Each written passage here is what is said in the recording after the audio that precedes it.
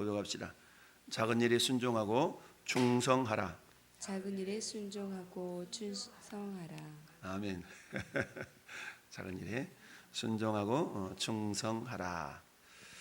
자, 오늘 이 본문을 제목으로 책을 쓴 분도 쓴 목사님도 계시죠.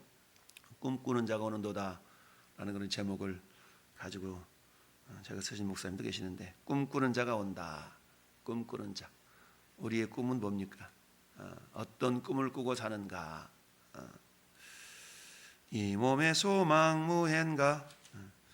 자, 오늘 요셉이 험한 일을 당하는 그런 내용이 오늘 본문이고, 37장부터 창세기 50장까지는 요셉을 중심으로 한 그런 이스라엘 고대 역사를 기록하고 있죠. 특별히 하나님이 주신 꿈 때문에 요셉은 애매하게 고난을 당하는 그런 모습을 보고, 보통 요셉 그러면 예수님에 대한 예표라고 우리가 이해를 하고 있습니다. 그래서 요셉은 다양한 고난 가운데서도 꿋꿋하게 형들을 용서하고 이해하고, 하나님이 나를 먼저 보내셨구나 라는 믿음으로 결국 자기 아버지의 가족을 살리는 그런 도구로 또 쓰임받고, 애굽에서 200만 명 되는 그런 이스라엘 백성들이 번성할 수 있는 그런 근거로 이렇게 쓰임받는 자가 요셉인데요. 근데 그 과정 속에서 오늘 본문의 제목, 작은 일에 순종하고 충성하라. 자, 어제 1절부터 우리 11절까지의 내용을 통해서는 어떻습니까? 야곱은 그야말로 요셉을 편애하였죠. 편애했다면 모든 일에 열애 이랬을 터인데 그러지 아니하고, 요셉도 형들과 함께 양을 칠 때, 이 말은 뭐예요? 일종의 솔선수범하는 그런 신앙의 모습, 누군가가 교회 공동체에서 인정받고 그런다고 그래가지고 열애 이게 아니라 오히려 그럴수록 더욱더 솔선수범하는 그런 믿음의 자세가 우리에게 필요하다라는 것을 살펴봤고요. 오늘 본문은 이제 형들이 세겜에 가서 아버지 양떼를 칠 때에, 지금 아버지 이스라엘, 즉 야곱은 어디 있어요? 보니까 헤브론에 있어요. 헤브론은 저 남쪽 지역인 거고, 지금 이 세겜은 이 남쪽 지역으로부터 쭉 북쪽으로 올라가는데 약 8, 90km, 또 어떤 때는 뭐 길에 따라서 또 100km까지, 우리가 어느 길로 가느냐에 따라서 우리가 내비게이션을 쳐보면 A 코스는 몇 킬로, B 코스는 몇 킬로, 다 키로수가 다르죠. 그런 것처럼 길에 따라서 80에서 100km 정도 차이가 나긴 하지만 그만큼 멀리 떨어져 있는 곳이 이 세겜이에요. 이 세겜은 우리 잘 아는 것처럼 야곱이 딸 디나가 곤란한 일을 겪었을 때에 그야말로 그곳으로부터 하나님께서 베델로 올라가라 라고 했던 그곳이 세겜이죠. 세겜. 근데 그곳까지 지금 뭐하러 갔어요? 양치러 갔어요. 양치러. 이 당시에 목축업은 어떻습니까? 지금도 마찬가지 저 몽골 지역 이런 데는 양 치고 소 치고 이럴 때 풀을 따라서 이동을 하지 않습니까? 목축업 자체가 풀을 따라서 움직이는데, 이때도 그랬던가 봅니다. 근데 그 이동 거리가 짧지가 않죠. 그래서 헤브론에서 세겜까지 거리가 약 8, 90km 또는 뭐 심지어는 100km까지 떨어져 있으니까, 오늘날이야 뭐 교통이 발달돼서 아직 그 8, 90km면 교통이 밀려도 한 2시간, 서너 시간이면 갈 수 있는 그런 거리겠지만, 이 당시에는 또 짐승들을 걸려서 걸어가야 되니까 이게 짧은 거리가 아니죠. 근데 그곳까지 아버지가 심부름을 시킵니다. 야, 너 가가지고 형들이 어떻게 지금 잘 치고 있는가, 상황이 어떤가 좀 보고 와서 나한테 좀 얘기 좀 해줘봐. 그러니까 이 17살짜리 먹은 이 요셉이를 지금 아버지가 신분을 보낸 거잖아요. 우리로 말하면 고등학생을 정말 먼 거리로 신분을 보내는 것과 똑같아요. 그저께 평택역에서 초등학교 한 3학년이나 됐을까? 이런 애가 책가방을 메고 평택역 나와요. 그래서 반가워 그렇게 인사를 하면서 이게 나오길래 어디 학교를 다니는가? 야, 너 어디서 사는데 일로 전철 타고 다니냐 그랬더니 안성이에요. 초등학교 3학년이 됐는데 안성에서 버스 타고 와서 전철 타고 와서 어디를 가는가 봐. 초등학생하고 3학년인데 혼자서. 그래서 속으로 야 대단하다. 초등학생을 저렇게 보내나 이런 생각을 해봤는데 마찬가지 요셉을 100km 정도 떨어져 있는 세겜으로 가서 네 형들 잘 있나 좀 보고 와.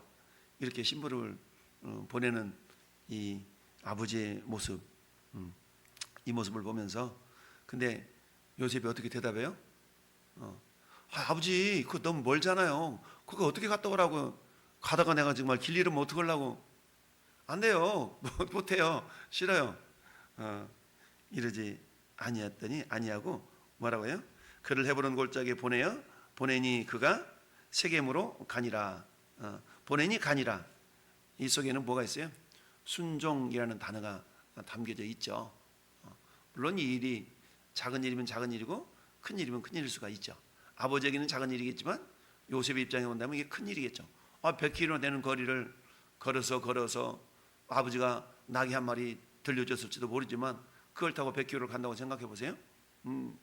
우리가 보통 백리길 이 백리길이면 40km인가요? 백리길 이렇게 얘기하지 않습니까? 네. 그러니 200리길을 지금 걸어가야 되는 그런 상황이잖아요.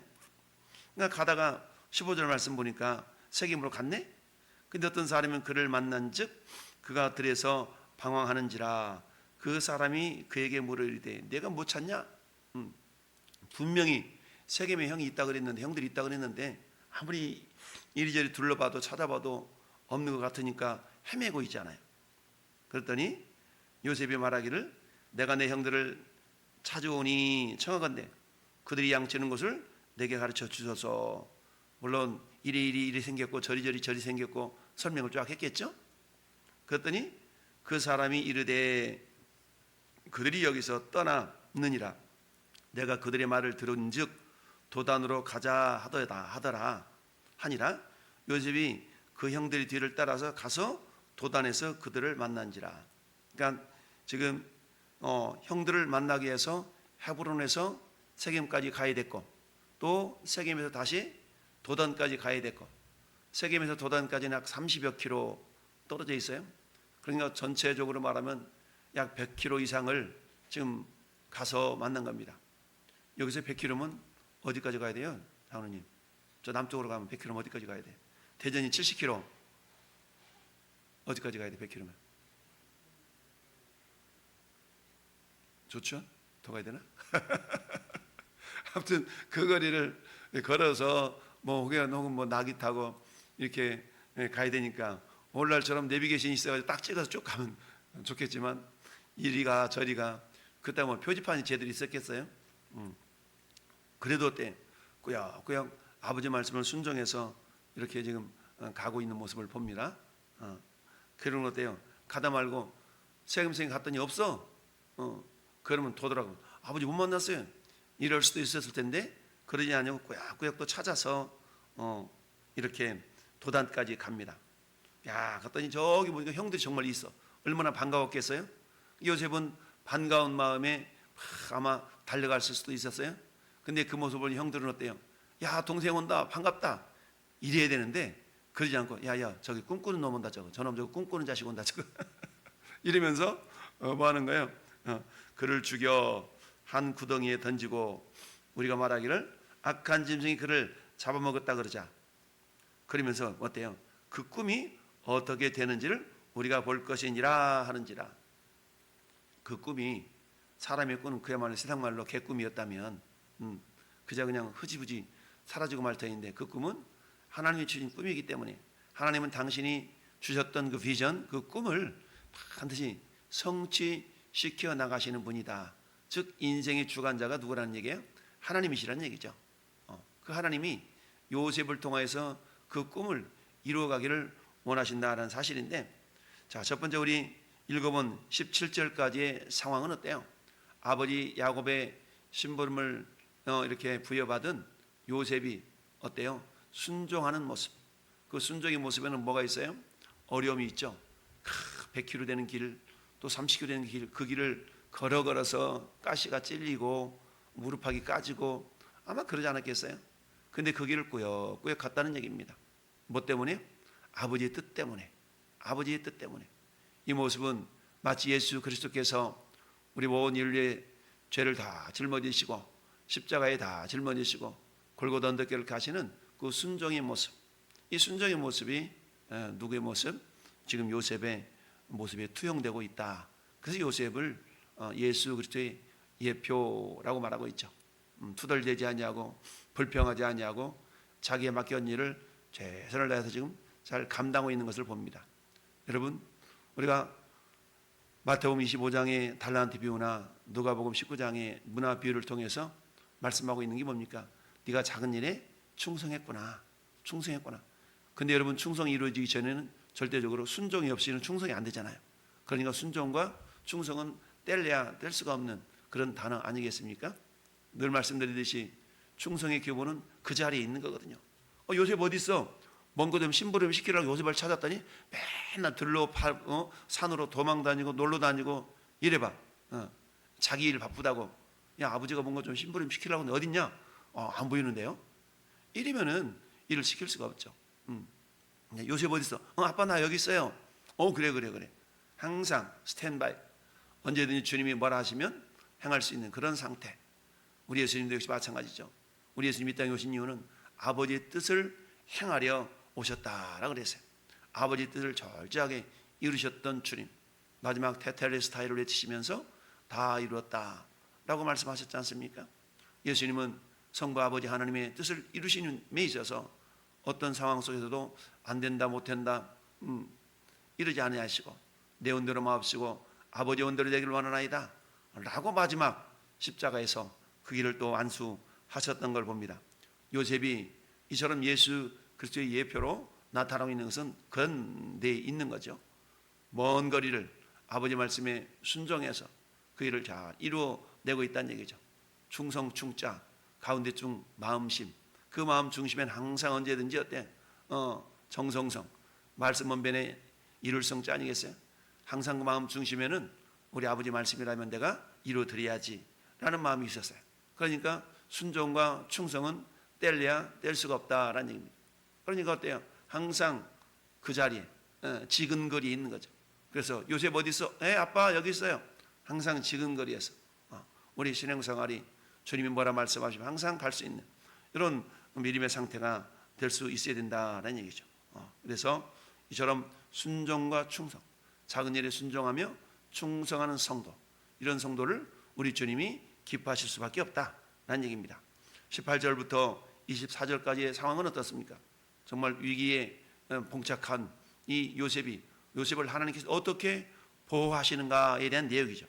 그래서 꿈꾸는 자가 오는도다. 자, 저를 죽여서 구덩이에다 집어넣고 우리 아버지한테는 뻥치자, 공갈, 거짓말 치자. 이렇게 서로 지금 모의를 하고 있는 거 아니겠어요?